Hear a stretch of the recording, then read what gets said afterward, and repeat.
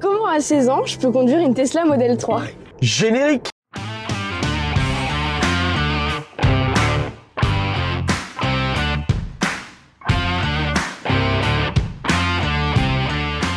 Bonjour et bienvenue sur la chaîne Amrel High Tech. Aujourd'hui, une toute nouvelle vidéo. Comme vous l'avez vu, c'est ma fille de 16 ans, Lucille, qui est au volant. Certains le savent déjà, pour me suivre sur Instagram, Lucille, 16 ans, a commencé la conduite accompagnée. On va tout de suite couper la chic.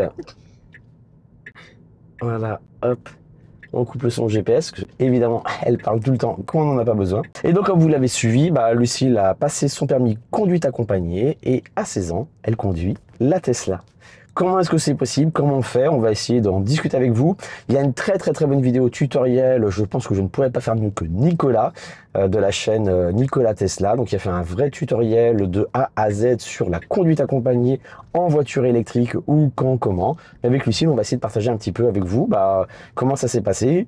Quel permis, comment, combien de temps, et puis son retour un petit peu d'expérience parce que tu as déjà presque 300 km. Ouais, avec la Tesla. Voilà, après ça va faire une semaine que Lucille a validé sa conduite accompagnée. Donc Lucille, toi tu as appris à conduire sur quelle voiture, comment, quel permis es-tu en train de passer?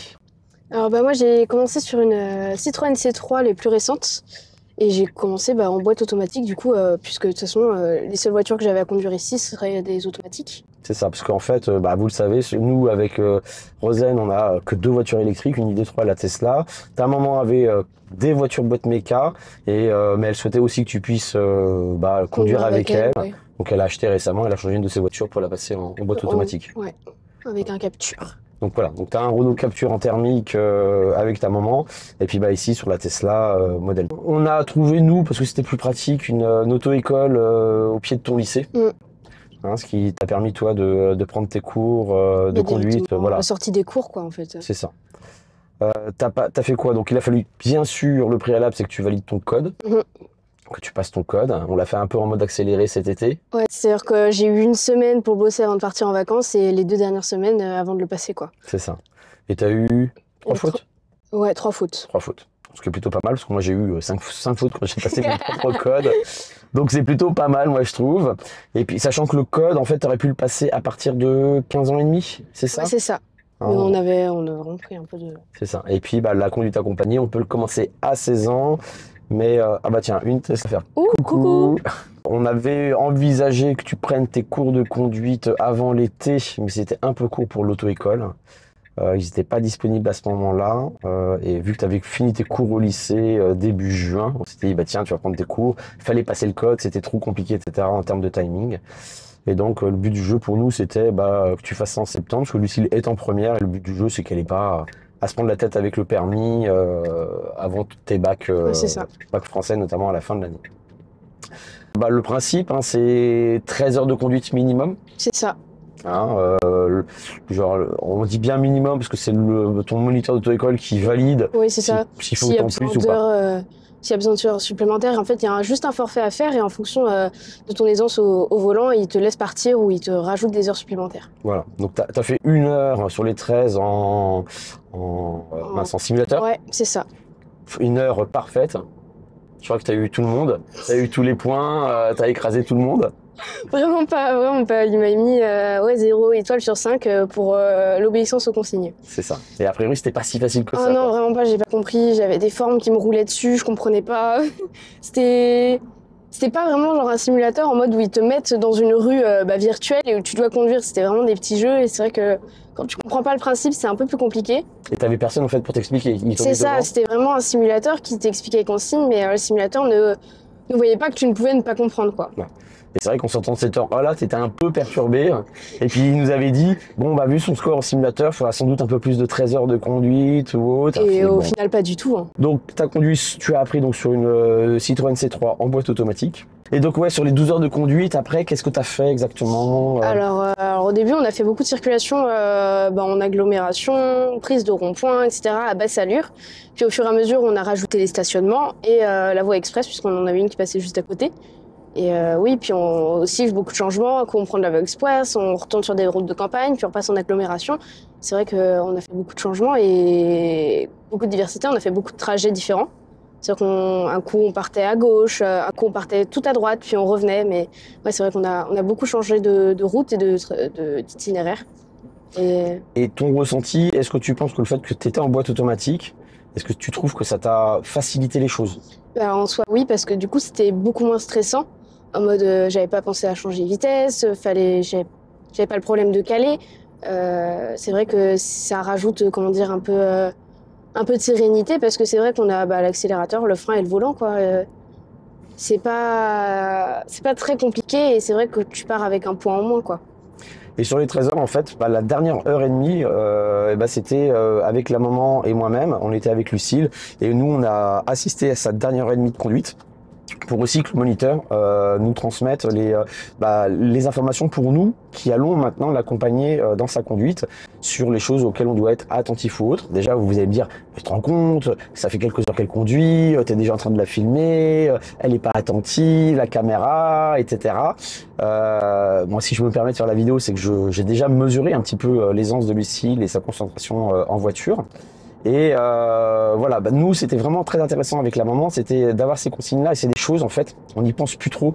En fait, le moniteur a surtout insisté pour nous de bien faire penser à Lucille, à ce qu'il appelle la mobilité, alors pas la voiture, mais sa mobilité De regard. de que Lucille prenne bien les réflexes de contrôler dans son rétroviseur, de contrôler sur le côté, contrôler derrière, j'arrive sur une situation, sur un rond-point, sur un stop, tac tac, j'ai ma mobilité de regard. Et c'est vrai que nous c'est devenu instinctif. Je conduis depuis, j'ai eu mon permis en 1994, ça va faire donc maintenant 28 ans que je conduis. C'est vrai que c'est devenu automatique. Et depuis je fais attention. Et je me dis, c'est vrai que j'ai pris cette habitude, je vais regarder là, je vais regarder là, je vais regarder là. Bon. Vous voyez là, on est sur une 4 voies. On est sur une 2x2 voies qui va devenir une voie d'insertion sur la 2 voies qui est à côté. Je vous mettrai les images en parallèle. Et donc voilà, tout le travail il est là pour Lucille, ça va être d'appréhender cette situation, de checker ses rétroviseurs. Et là, d'ailleurs, c'est la première fois que tu le prends cet échangeur-là. Oui. En conduisant. Dans ce sens-là. Dans ce sens-là. Et c'est vrai que c'est ici notamment peut facilement avoir des accrochages et pas mal de bouchons parce que on a des gens qui vont vouloir prendre l'entrée, donc nous notre fil pour rentrer dans l'Orient Codan, la Nester, et nous on va se croiser parce que nous on veut prendre la 4 voies, la nationale qui part vers Nantes-Rennes, donc c'est toujours un malentendu. Là on a une circulation qui est plutôt cool, donc voilà, donc là je laisse la conductrice gérer. Alors j'en ai un qui va prendre ma place. Tac. Donc tout le travail, il est pour nous essentiellement là, de lui faire penser à ça, de vérifier qu'elle le fait bien, et puis nous de la conseiller aussi sur ses allures. C'est vrai qu'ils ont beaucoup insisté aussi sur l'allure, à quelle vitesse prendre, ne pas hésiter à accélérer ou à ralentir, bien adapter l'allure de notre propre voiture par rapport à la circulation, etc. L'autre jour, on avait un motard qui est en auto-école, qui roulait pas très vite sur la file de droite et Lucille devait s'insérer. Voilà, une situation où comment je dois gérer mon allure pour pouvoir rentrer là-dessus sur la voie et compagnie.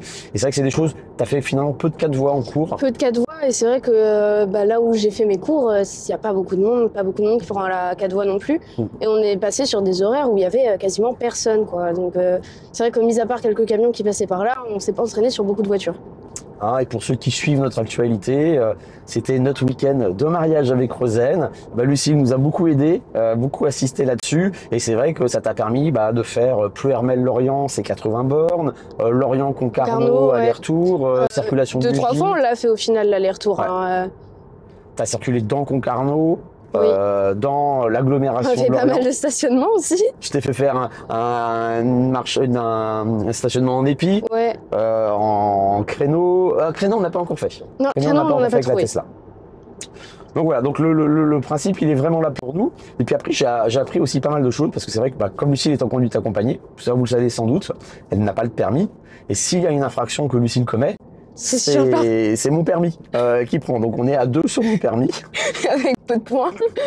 Voilà, donc les infractions qu'elle pourrait avoir, bien sûr avec cette vitesse, mais bon, t'es limité à combien en conduite accompagnée? Alors sur les nationales, je suis limité à 100 au lieu de 110 et sur les autoroutes à 110 au lieu de 130. Voilà. Mais c'est vrai que sur les routes de campagne, j'ai pas de restrictions particulières. Je peux monter à 90 comme tout le monde. Au niveau de l'alcoolémie, tu es limité à 0,2 grammes. Ouais, c'est ça, quasiment aucune tolérance, quoi. Voilà. Et ce qui est aussi marqué, c'est que si on a un contrôle d'alcoolémie sur la route, ils vont me contrôler aussi. Oui, l'accompagnateur ne doit pas être Moi, je ne dois pas au-dessus de la dépasser limite. les 0,5 et Lucille n'a pas le droit de dépasser les 0,2. Donc des fois on pourrait se dire c'est bon, bah, j'ai mon SAM, on va aller en soirée. Bah non, pas du tout, il faut être 2 SAM. Il faut être 2 SAM quoi. Donc voilà, les petits trucs à savoir sur la partie conduite accompagnée.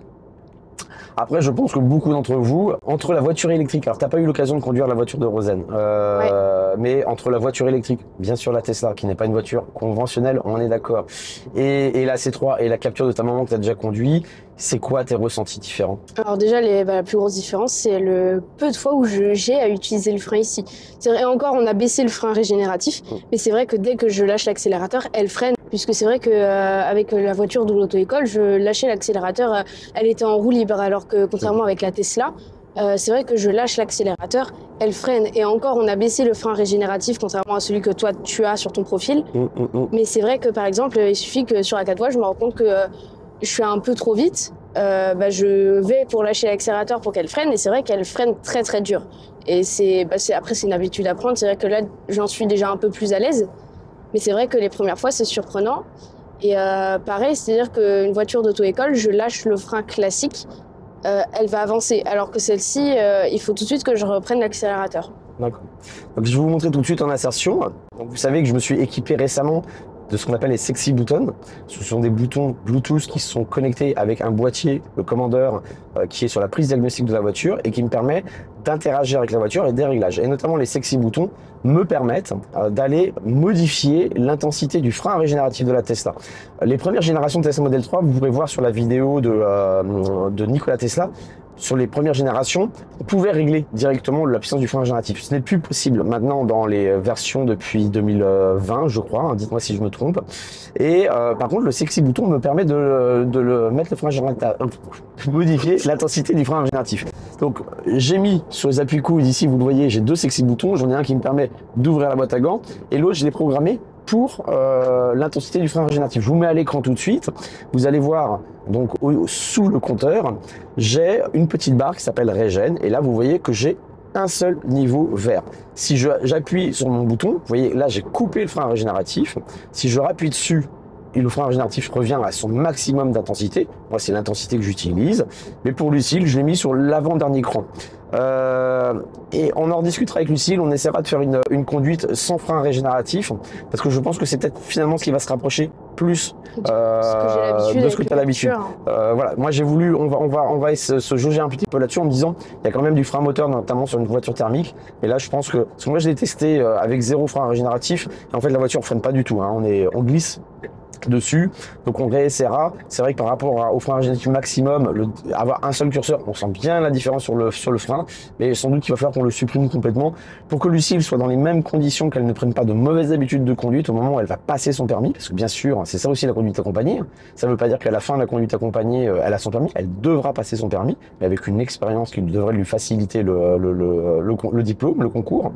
Mais voilà, le but du jeu, c'est que Lucille se mette dans des conditions les plus proches de la voiture qu'elle va utiliser pour passer son permis. Il y a quelque chose aussi que tu me disais qu'on en discutait là sur les derniers jours. C'est un peu l'excuse qu'on dit souvent quand on a une voiture puissante, parce que oui, là, elle conduit une voiture puissante, hein, 7 chevaux fiscaux, 300 chevaux, un peu plus de 300 chevaux normaux. Donc oui, en effet, en conduite accompagnée, on a le droit de conduire une voiture, une Tesla Model 3. Il n'y a pas de souci, il n'y a pas de restriction au type de voiture. Les seules restrictions que vous pouvez avoir, en fait, c'est votre assureur.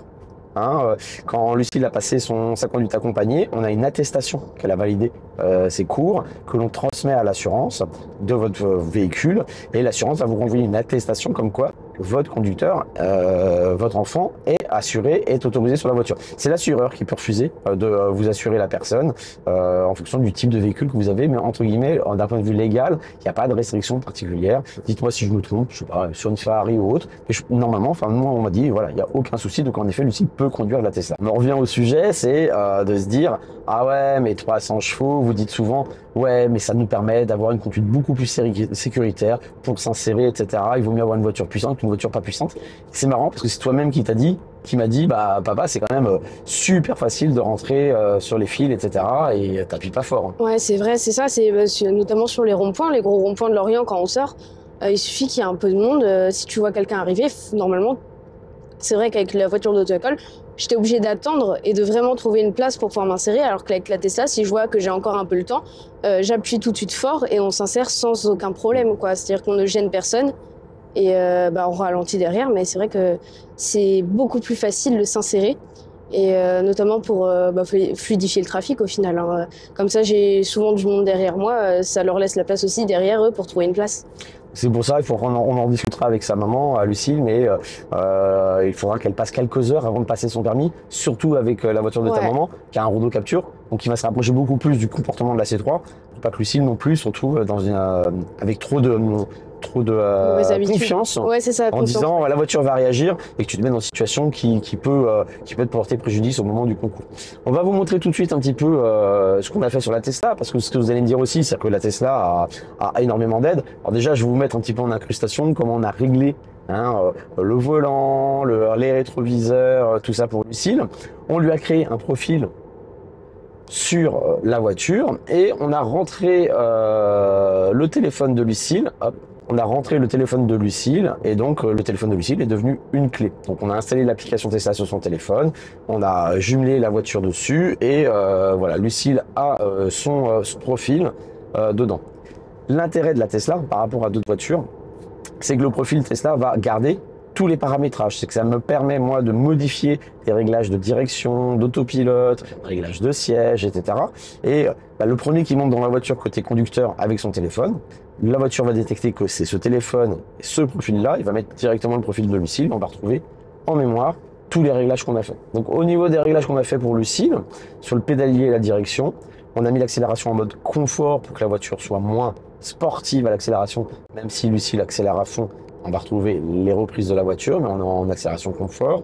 On a mis la direction assistée en standard pour pas qu'elle soit trop ferme, pour se rapprocher un petit peu de la direction de la voiture qu'elle a à l'auto-école. En mode arrêt, là je peux pas le modifier parce qu'on est en train de rouler, on est en rampage. Aussi pour se rapprocher du comportement de la voiture thermique qui est en boîte automatique mais qui va ramper. Donc là, moi je roule en serrage, mais là on est en mode arrêt.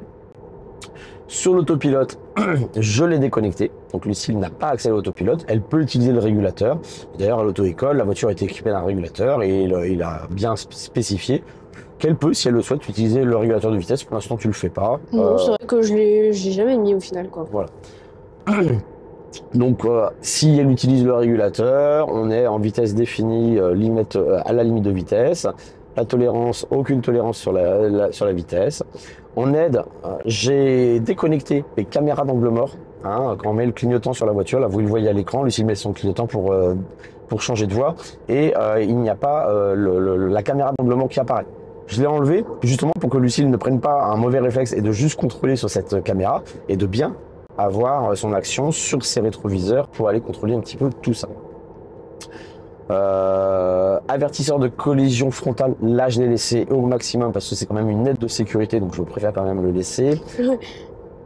Voilà. Ouais.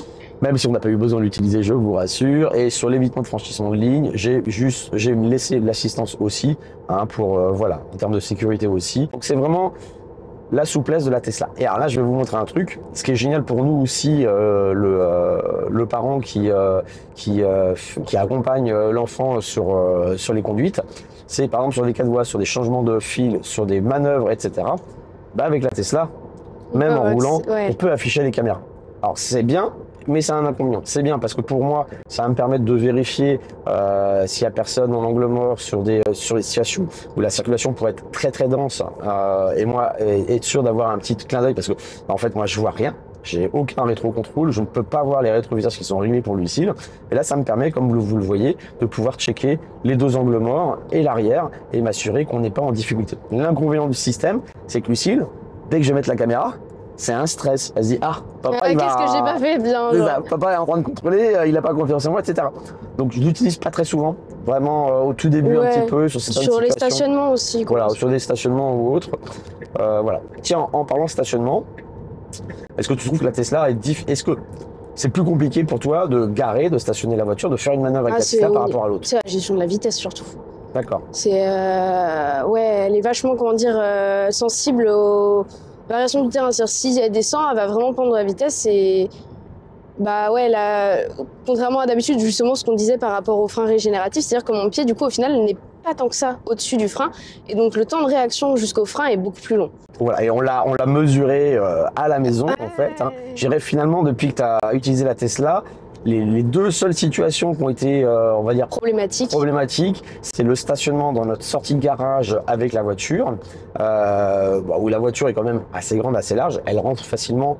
Mais la première fois, tu es rentré un petit peu vite parce que l'accélérateur, sur un tout petit cran sur l'accélérateur, la voiture va vite. Donc j'ai dit à Lucie, la tension s'est passée, mais si par hasard tu es un peu près du pilier, il vaut mieux que tu sois à vitesse lente, sinon tu n'auras pas le temps de corriger la voiture. Et puis et quand on rentre la voiture, nous on a une sorte de oui, mais c'est ça en fait, c'est la marche. De petite remontée, de petite marche. Alors, la marche et on a bloqué la voiture dessus. s'arrête sur la marche. Et j'ai voulu réaccélérer, sauf qu'en fait, une fois qu'elle est vraiment passée, et du coup, elle s'est retrouvée à plat et elle a vraiment accéléré. Je m'y attendais pas du tout, quoi. Et on s'est arrêté à ça, tu penses. Mais c'est ça en plus. Donc voilà, donc aujourd'hui c'est plus sur cette partie-là, c'est le dosage de l'accélération de la Tesla, où même en mode confort d'accélération, la voiture peut partir très facilement, très vite, etc. Et aujourd'hui, c'est plus là-dessus où voilà, l'habitude à prendre. Une habitude à prendre, voilà. Et d'ailleurs, je voulais en reparler là-dessus parce que c'est quelque chose que tu m'as dit tout de suite.